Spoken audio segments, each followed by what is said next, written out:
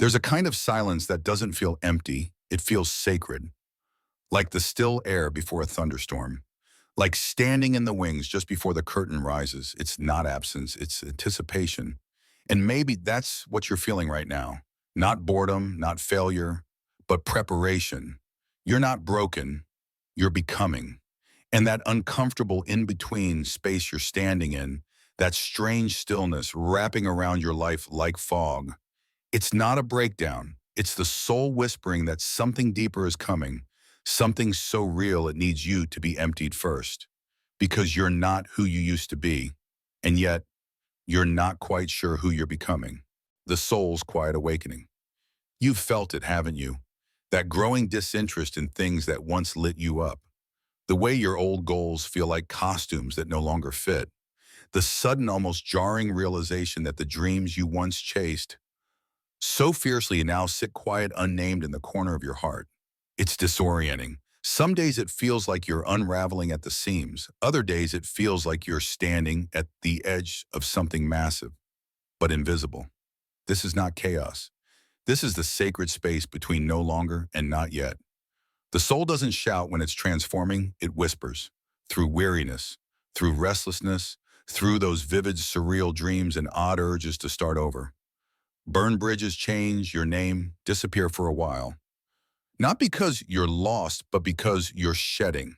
And this shedding, it's not about fixing what's broken. It's about making room for what's true. Rebirth doesn't begin in clarity. It begins in shadow.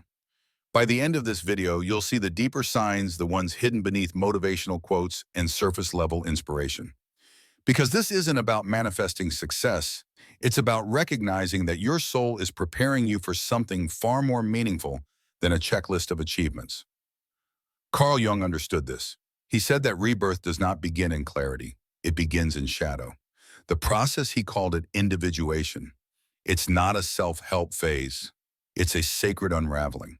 The disintegration of roles, identities, masks, and expectations so that your true self, the one buried beneath decades of conditioning, can finally breathe.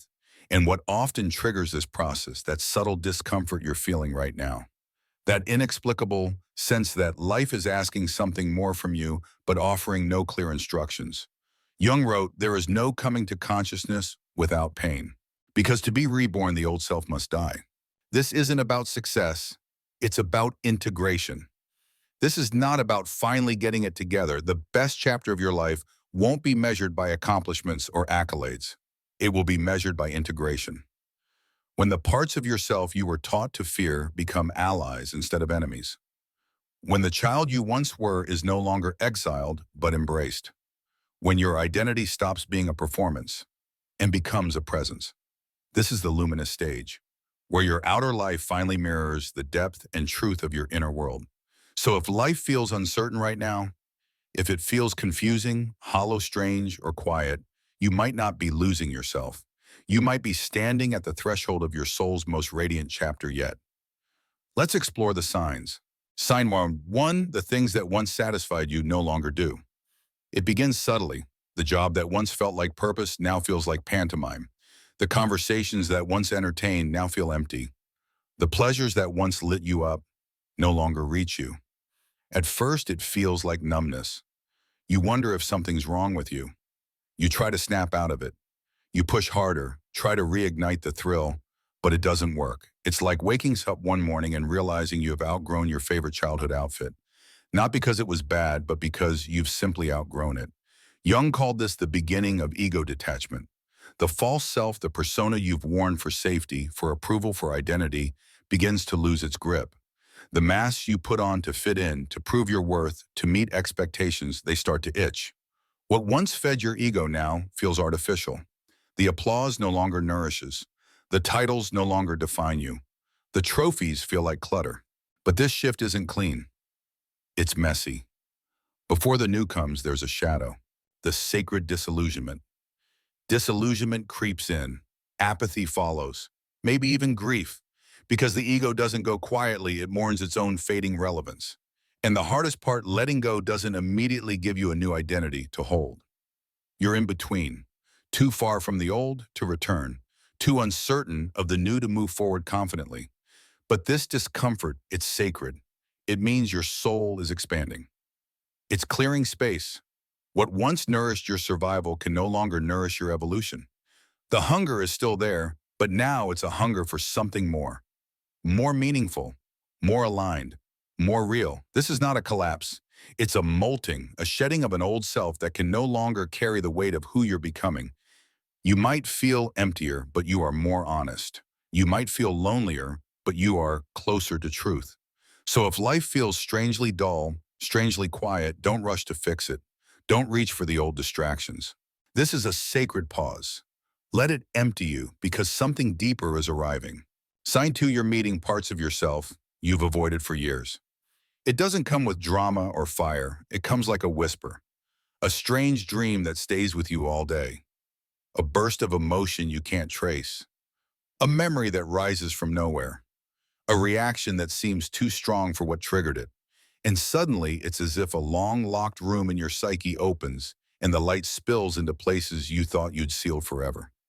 You begin to face what you buried, emotions you learned to silence, parts of yourself you judged, needs you denied, dreams you once believed were too much. This is the moment Jung called shadow integration. The shadow is not evil, it's not dangerous. It's simply the part of you you were told wasn't allowed. The angry one, the needy one, the grieving, wild, irrational, dreaming one. These parts are returning not to sabotage you, but to be seen, to be loved, to be reintegrated. You might cry more than usual.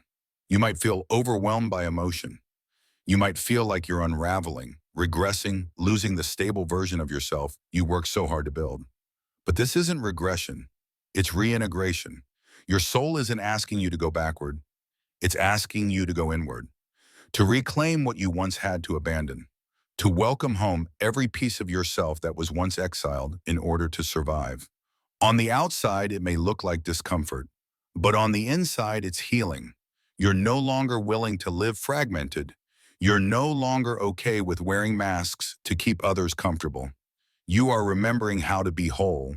And that wholeness, it's not soft, it's not passive, it's powerful. Because when you return to yourself, you become unshakable. So if your life feels strange right now, if it feels hollow, uncertain, a little lonely, a little out of sync, you might not be falling apart. You might be standing on sacred ground. You're not breaking down. You're breaking open. You're not being punished. You're being prepared. Your soul is clearing space, whispering truths, inviting back every part of you that's ever been lost or silenced.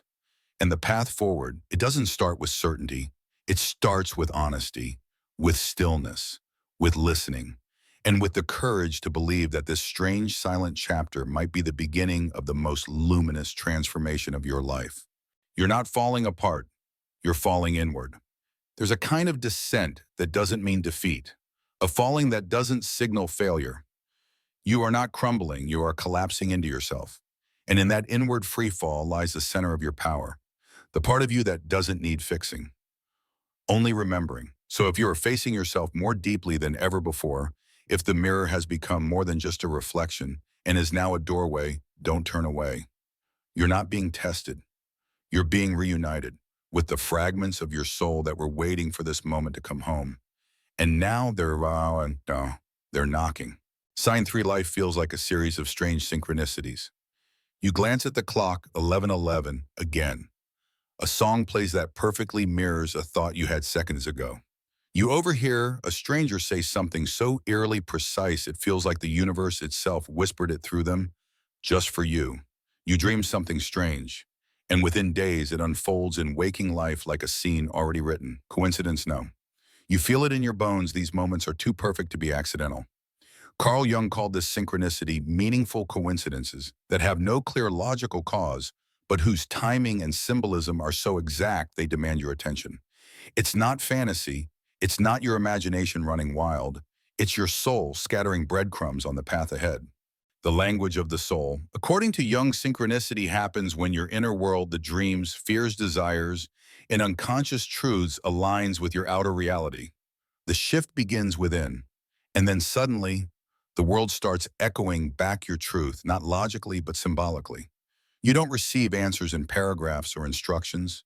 You receive nudges, a number pattern that stirs something ancient inside you, a bird landing at your feet when you're contemplating a decision, a sentence in a book that seems to shimmer with extra light, a repeated symbol that shows up in different forms in dreams, on license plates, in conversations.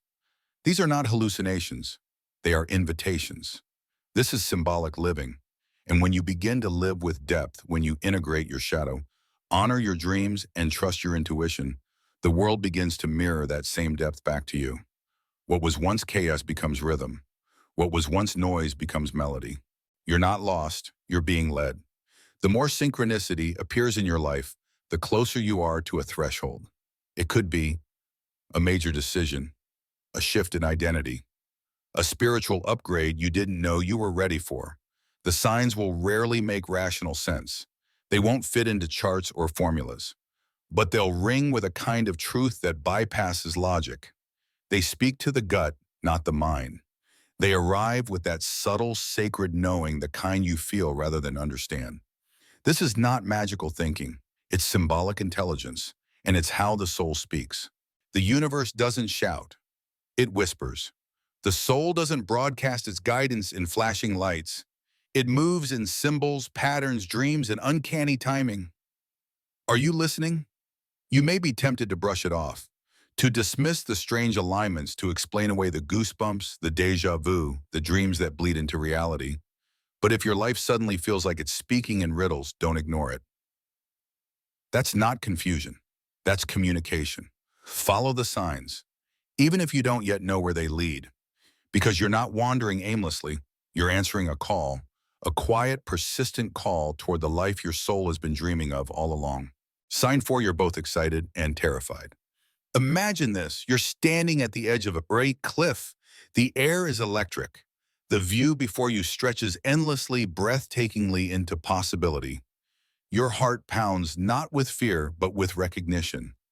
You know somehow, without needing to explain it, that everything is about to change, and yet your feet don't move. You hesitate. Why? Because this is the paradox of transformation. To become new, something old must die. Carl Jung wrote that every meaningful transformation is preceded by a symbolic death. Not physical death, but the death of old identities, outdated stories, false comforts, illusions that once protected you, but now restrict you. And with that death comes something wild and raw, an emotional cocktail of fear and exhilaration tangled together in the same trembling breath. This is not a sign you're on the wrong path. It's proof you're standing in front of the right one. Because fear in these moments isn't always danger. Sometimes it's the signal that you're standing at the gates of your next self. The ego will protest. It will dress its fear as logic. It will say, "You're not ready. This is too risky. Maybe later." What will people think? But your soul, it's already halfway across that cliff, arms outstretched, calling you to follow. This is the sacred duality of transformation. It scares you and thrills you at once, and that's how you know it matters. When you step into alignment with your soul, don't expect serenity. Expect aliveness. Expect sweaty palms and a pounding heart. Expect to feel like you're losing everything you thought you needed, only to discover what you truly are. If your dreams feel too big, too strange, too beautiful, too impossible, good. That means they weren't born from your ego. They were born from your soul, and your soul doesn't play small. This isn't the end of who you were. It's the beginning of who you've always been. If you're trembling, you're awakening. If you're afraid but stepping forward anyway, you're transforming. Stand at the edge, feel the wind rush past your face, let the fear come, and walk forward anyway. Because what's waiting on the other side is you. Transformation isn't a concept. It's a ceremony, an embodiment. So pause. Feel your breath. Feel your heartbeat. Feel the ground under your feet. Place your hand over your chest and whisper this: I release the life that no longer fits. I trust the becoming I cannot yet name.